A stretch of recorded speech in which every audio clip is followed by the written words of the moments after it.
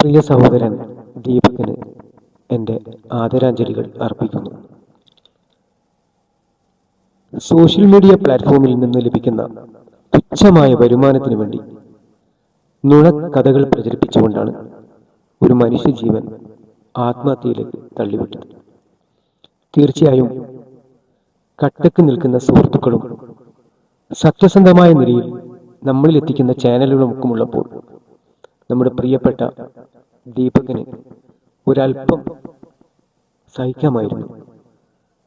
അദ്ദേഹത്തിൻ്റെ ലോലഹൃദയം, ആത്മാഭിമാനം, അതൊക്കെ അദ്ദേഹത്തിന് അവസാന വഴിയായി ആത്മഹത്യ സ്വീകരിക്കേണ്ടതായി വന്നു. തീർച്ചയായും നമുക്കിനി കേരളത്തിൽ ഒരു കാര്യം മാത്രമേ ചെയ്യാൻ പറ്റൂ. നുണപ്രചരണങ്ങൾ നടത്തി ഒരു മനുഷ്യന്റെ അഭിമാനത്തെ കൊല്ലുന്ന വല്ല വീഡിയോസുകളും ആരെങ്കിലും പോസ്റ്റ് ചെയ്താൽ നമ്മൾ ആ സബ്സ്ക്രൈബ് പൂർണ്ണമായും പിൻവലിക്കുക.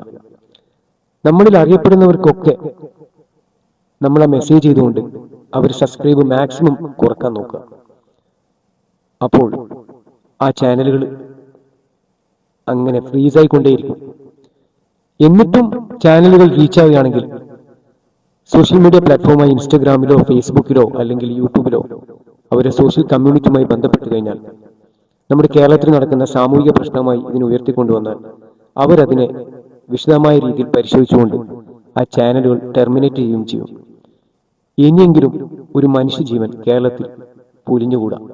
തീർച്ചയായും അദ്ദേഹത്തിൻ്റെ ആത്മാവിന് നിത്യശാന്തി നേർന്നുകൊണ്ട് സ്നേഹത്തോടെ ആദരാഞ്ജലികൾ അർപ്പിക്കുന്നു.